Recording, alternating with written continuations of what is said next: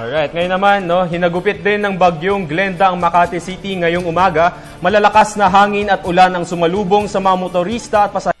Kinansela rin ng pamunuan ng MRT at LRT ang biyahe dahil sa masungit na panahon, kaya naman na-stranded ang mga pasahero. Meron tayong ulat, kasama natin si Haji Camino. Nagngangalit ang puhos ng ulan at hangin ng aming marating ang lungsod na Makati kaninang alas 7 ng umaga.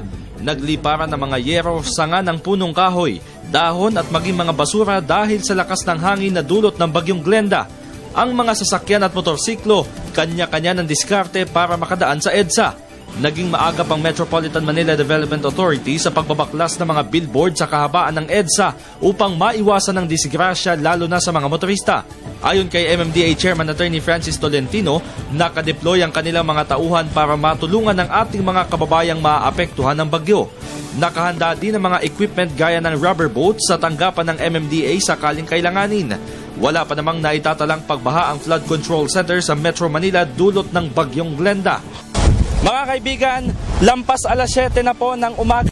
Mula nang hagupitin ng bagyong Glenda itong lungsod ng Makati, particular na dito sa may bahagi ng Guadalupe, kung saan mapapansin po ninyo na napakalakas ng hangin na sinabayan na rin ng pag-ulan na dulot nga ng nasabing bagyo. Nasa 150 kilometers per hour ang lakas nito at ang bugso na aabot naman ng 185 kilometers per hour. Dahil po sa nasabing bagyo ay na-stranded po ang karamihan sa ating mga pasahero dahil nag-anunsyo ang pamunuan ng LRT at MRT na suspendido muna ang kanilang biyahe dahil sa malakas na bagyo. Dahil sa paghagupit ng bagyo, naparalisa ang operasyon ng MRT at LRT. Inanunsyo ni LRTA spokesperson Attorney Hernando Cabrera na pansamantalang kanselado ang biyahe ng mga tren dahil sa masungit na panahon. Kaya naman ang mga pasaherong ito na-stranded. Papunta po kaming Cubao.